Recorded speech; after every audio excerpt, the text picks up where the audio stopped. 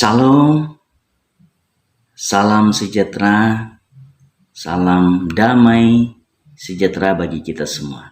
Saudara-saudaraku yang diberkati Tuhan, kembali saya mengajak kita membaca dan merenungkan firman Tuhan. Mari kita buka di dalam Matius pasal 28. Matius pasal 28 ayat 16 sampai 20. Saya baca begini bunyi firman Tuhan, ini luar biasa. Dan ke-11 murid itu berangkat ke Galilea, ke bukit yang telah ditunjukkan Yesus kepada mereka. Ketika melihat dia, mereka menyembahnya, tetapi beberapa orang ragu-ragu. Yesus mendekati mereka dan berkata, "Kepadaku telah diberikan segala kuasa di sorga dan di bumi. Karena itu pergilah, jadikanlah semua bangsa muridku dan baptislah mereka dalam nama Bapa dan Anak dan Roh Kudus. Dan ajarlah mereka melakukan segala sesuatu yang telah kuperintahkan kepadamu. Dan ketahuilah aku menyertai kamu senantiasa sampai kepada akhir zaman." Wow. Saudara-saudaraku yang diberkati Tuhan, saudaraku dimanapun berada hari ini, saya mengajak kita merenungkan firman ini, yaitu selamatkan jiwa berapapun harganya. Menyelamatkan jiwa bagi Kristus berapapun harganya. Saudara-saudara, dalam bagian firman Tuhan ini, itu berbicara tentang tugas dan tanggung jawab kita untuk melakukan amanat agung ini. Amanat agung Yesus Kristus diberikan kepada kita. Ini sangat berat kalau kita terima secara manusia. Ada harga yang harus dibayar untuk melaksanakannya. Itu sebabnya berat.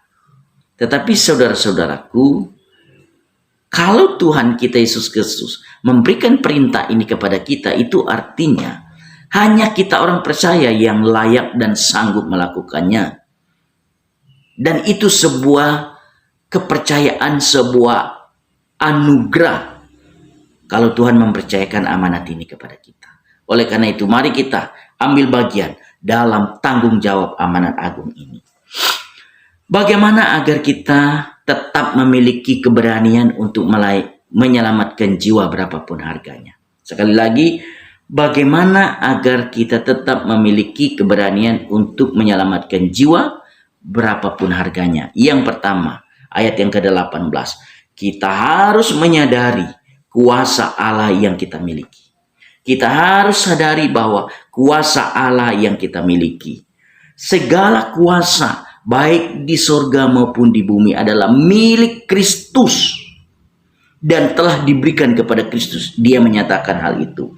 Kuasa itulah yang kemudian akan Dia berikan kepada kita kalau kita menjadi saksinya. Ingat, kuasa itu akan diberikan kepada kita kalau kita menjadi saksi Kristus. Saudara-saudara, bandingkan Kisah Para Rasul pasal 1 ayat 8. Menurut ayat itu adalah kita akan menerima kuasa jika Roh Kudus turun ke atas kita. Apa sajakah yang dapat dilakukan dengan kuasa itu? Kita bisa mengusir roh jahat, kita bisa menyelamatkan, dan banyak hal. Luar biasa saudara-saudara. Hal yang harus kita pahami sekarang ini adalah, dalam bagian ini, kita harus sadar, yakin bahwa kuasa Allah yang kita miliki saat ini, kalau kita berani melakukan saksi Kristus ke seluruh dunia. Dari Yerusalem, Yudea, Samaria sampai ke ujung bumi. Mari kita lakukannya. Maka janji kuasa Tuhan ini menjadi bagian kita. Yang kedua, bagaimana agar kita tetap memiliki keberanian untuk menyelamatkan jiwa berapapun harganya. Ayat yang ke-20 sampai ayat yang 19 sampai 20a. Kita harus pahami perintah yang diberikan kepada kita. Kita harus memahami perintah yang diberikan kepada kita. Agar perintah bisa dijalankan dengan baik, kita harus pahami perintah itu sendiri, mutlak diperlukan. Tugas bagi kita adalah menjadikan semua bangsa murid. Kita harus dipanggil untuk menjadi saksi, menjadikan semua bangsa murid, dan membaptis mereka. Ajarkan mereka tentang segala sesuatu yang Tuhan ajarkan kepada kita. Itu merupakan tugas yang harus kita pahami. Hari ini pastikan engkau memahami perintah Tuhan ini dan engkau bisa memuridkan orang lain, membaptiskan, dan terlibat di dalam pemberitaan Injil. Tugas seorang saksi adalah menceritakan apa saja yang dia lihat, yang dia dengar, yang dia rasakan. Kita dapat menceritakan apa yang kita rasakan. Walaupun kita tidak melihat Yesus, tetapi kita merasakan kehadiran Kristus dalam hidup kita. Itu sebabnya kita mengalami cobaan, tantangan, supaya kita mengalami kehadiran Tuhan, mengalami pertolongan Tuhan dalam hidup kita. Pertolongan itulah yang kita bisa ceritakan. Pengalaman pribadi kita bersama dengan Kristus, pengalaman keselamatan yang kita terima dari Yesus, itu yang kita ceritakan, bagikan kepada orang lain. Itu yang kita rasakan. Oleh karena itu, rasakanlah mengenai Tuhan Yesus dalam hidup Anda. Dan ceritakan kepada orang lain. Yang ketiga, yang terakhir. Bagaimana agar kita tetap memiliki keberanian untuk menyelamatkan jiwa berapapun harganya. Yang ketiga, ayat yang ke-20 bagian B. Meyakini penyertaan Allah dalam kesaksian kita.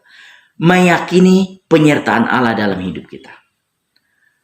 Perintah yang diberikan itu diakhiri dengan sebuah janji kekal. Janji itu adalah, aku menyertai kamu senantiasa sampai kepada akhir zaman. Janji penyertaan. Luar biasa. Kita diberi, ketika kita bersaksi, kita tidak sendiri. Sebaliknya, ada penyertaan yang dikerjakan Allah senantiasa sampai kepada akhir zaman kepada kita. Hal-hal apa saja yang membuat kita mengalami. Ini ada janji penyertaan Tuhan bagi kita. Ini jaminan bagi kita. Kalau kita mau mengalami janji dan jaminan itu, mari kita lakukan hal ini dengan baik. Saudara-saudaraku, perintah Tuhan bagi kita hari ini, selamatkan jiwa berapapun harganya. Apa yang harus kita lakukan agar kita tetap yakin? Bagaimana agar kita tetap memiliki keberanian untuk menyelamatkan jiwa berapapun harganya? Yang pertama, kita harus menyadari kuasa Allah yang kita miliki. Sadari kuasa Allah yang Anda miliki itu. Memahami perintah yang diberikan Tuhan kepada kita. Kita harus pahami perintah itu. Yang ketiga, harus meyakini penyertaan Allah dalam kesaksian kita. Kita hanya bersaksi, tugas Roh Tuhan yang mengerjakan itu kepada orang lain. Demikianlah renungan firman Tuhan hari ini. Tuhan Yesus memberkati.